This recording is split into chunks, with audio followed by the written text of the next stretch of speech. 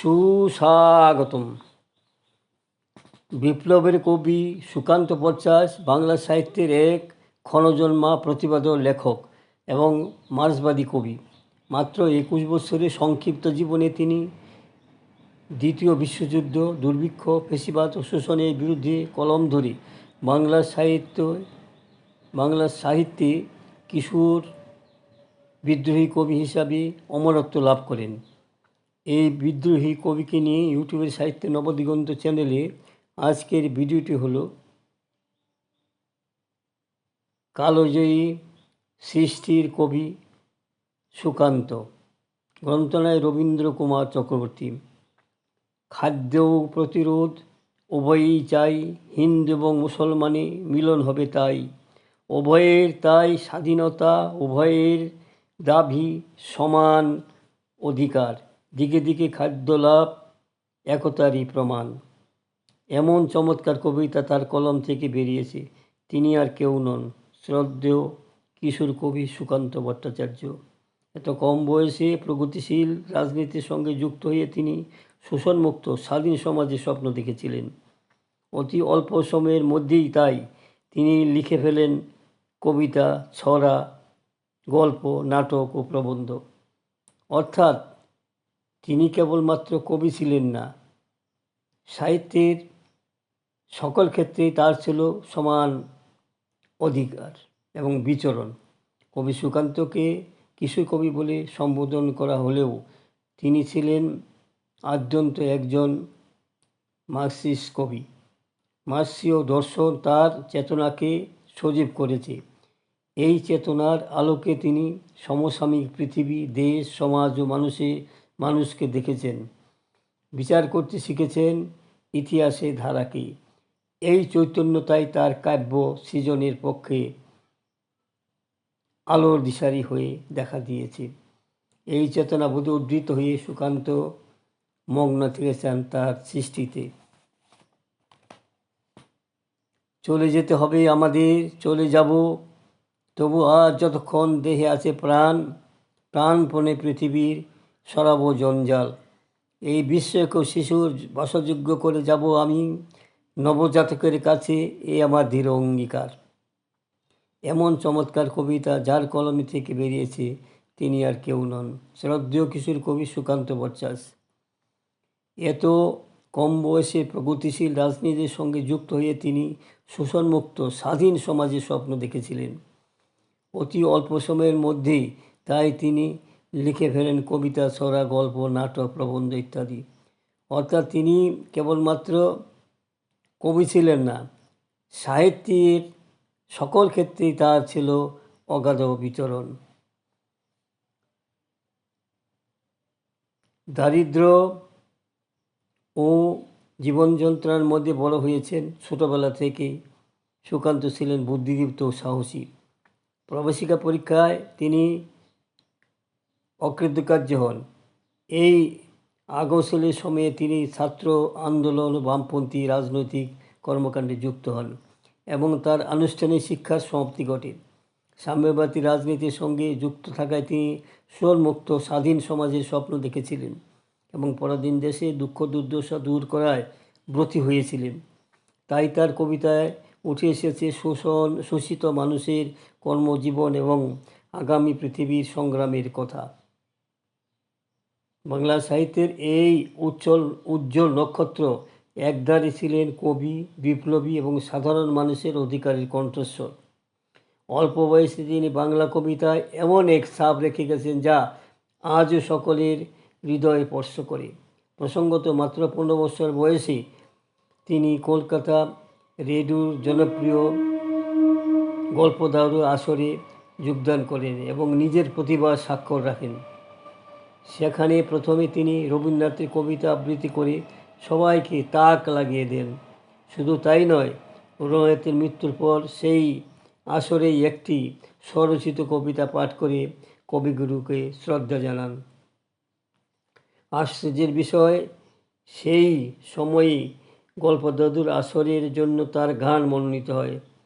খুবই খুশির খবর, সেই গানে সুর দিয়ে গেয়েছিলেন তখনকার সুখ্যাত শিল্পী পঙ্কজ মল্লিক। তার চেয়ে আরও বড় তৃপ্তি কী বা হতে পারে। যাবতীয় শোষণ আর বঞ্চনার বিরুদ্ধে সুকান্ত ছিল দৃঢ় অবস্থান। তার কবিতা ছিল প্রতিবাদ, ছিল মানুষের গভীর ভালোবাসা। তিনি ক্ষুধার্ত মানুষের কথা বলেছেন, শ্রমজীবী মানুষের কষ্টকে তুলে ধরেছেন তার কবিতায়। তার কবিতায় আমরা পাই স্বপ্ন, সংগ্রাম ও আশার আলো। কঠিন অসুখে ভুগলেও অসুস্থতার তার চরম অর্থাভাব তাকে কোনো রকম দমিয়ে রাখতে পারেনি। তাই মানবিক চেতনায় উজ্জীবিত হয়ে স্বতঃপ্রণোদিতভাবে তিনি বিদ্রোহের ডাক দিয়েছিলেন। তাই তো তিনি লিখে ফেলেছেন বড়দের ও ছোটদের জন্য অসংখ্য গ্রন্থ। তার এইসব গ্রন্থের শিরোনাম ও সাহসী কবিতা পড়ে মনে হয় ভাবনাগত দিক থেকে সুকুমারের মতো কিশোর সুকান্ত তার সময়ের চেয়ে অনেকটা এগিয়েছিলেন। তার উল্লেখযোগ্য গ্রন্থের মধ্যে আছে ছাড়পত্র, ঘুম নেই, পূর্ববাস, মিঠে করা, অভিযান, হরতাল ইত্যাদি সংগ্রামী ভাষায় লেখা তার এইসব কাব্যগ্রন্থ নিয়ে বহু আলোচনা হয়েছে। আজ আমরা তার ছড়া গ্রন্থ মিঠে করা নিয়ে আলোচনা করব। এখানে আছে মোট 15টি ভাষায় ছড়া ও কিশোর কবিতা। এইসব ছড়া কবিতা পড়লে মনে হয় সুকান্ত তার কবিতার বিদ্যুৎ শক্তি চালিত করেছিলেন কলকারখানায়, ক্ষেত খামারে। কৃষকের চাঞ্চল্য চোখের খবর তিনি পেয়েছিলেন। ছোটদের জন্য তার চিন্তা ভাবনার প্রসার সাজিয়ে তুলে দিয়েছিলেন বাংলা ছেলে মেয়েদের হাতে। তার সহজ কিন্তু তীক্ষ্ণ হৃদয় খনন করে অতি কিশোরের ছড়া মজায় মুড়ে এইভাবে প্রকাশ করেছেন। তোমরা আমরা নিন্দে করে দাও না যতই গালি, আমি কিন্তু মাখছি আমার গালেতে চুনকালি। কোনো কাজটাই পারি না কো বলতে পারি ছড়া, পাশের পড়া পড়ি না ছাই, পড়ি ফেলের পড়া। সোজাসুজি হয় যাক বুঝি, তাই তো অদৃষ্ট চক্র, আমার কথা বোঝে না কেউ, পৃথিবীটাই বক্র। পুরনোধা কবিতায় শিশু কিশোরদের প্রতিনিধি হয়ে কবি সরাসরি প্রশ্ন ছুড়ে দেন সমাজের কাছে। বড় লোকেরাই কি শুধু মোটর চড়বে? গরিব গুরব মানুষ মোটরের তলায় চাপা পড়ে মরবে। গরিব মেয়েরা কি সবার কাছে ফেল না? গরিব লোকের চামড়ায় কি বড় লোকের ঢাক তৈরি হবে? এই রকম চোখা চোখা হাজার প্রশ্ন জমা দিয়েছিল সুকান্তের বুকে। আর সেইগুলোই তো খটখটে বারুদ হয়ে প্রকাশ পেত তার কবিতায়।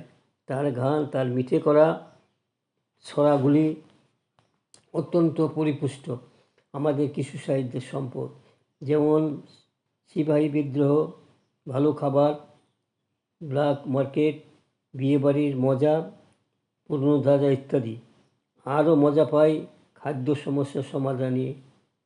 বন্ধু ঘরে আমার চাল বাড়ন্ত, তোমার কাছে তাই এলাম ছুটে, আমায় কেউ চাল ধার দাও ভাই।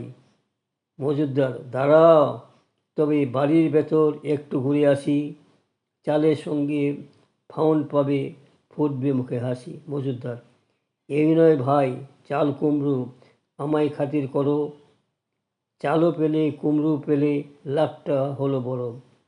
সুকান্ত বুঝেছিলেন ছোটদের জন্য না লিখতে পারলে তার কলম শুদ্ধ হবে না। তাই তার বড়দের জন্য অবসরণীয় সব কবিতায় লেখার পাশাপাশি ছোটদের জন্য লিখে ফেললেন অনেক ছড়া, কবিতা, গদ্য। তার গদ্য গল্পগুলি সাদা ভাতের মতো ঝকঝকে ও টকটকে। সোভিয়েত শিশু সাহিত্যিক বিয়াঙ্কির টেলস গল্পের অবলম্বনে সুকান্ত লিখে ফেললেন লেজের কাহিনী। এছাড়া আছে হরতাল, ষাঁড়, গাধা, ছাগলের কথা কিংবা রাখাল ছেলে ইত্যাদি। তিনি কলম দিয়ে সমাজ পরিবর্তনের স্বপ্ন দেখেছিলেন। তার প্রতিটি রচনা আমাদের সাহস যোগায়, সত্যের পথে চলতে অনুপ্রাণিত করে। কিশোরদের কাছে সুকান্ত একজন আদর্শ কবি। তিনি তরুণ বয়সে দেখিয়ে দিয়েছেন কেমন করে লেখা দিয়ে পরিবর্তনের পথ দেখানো যায়।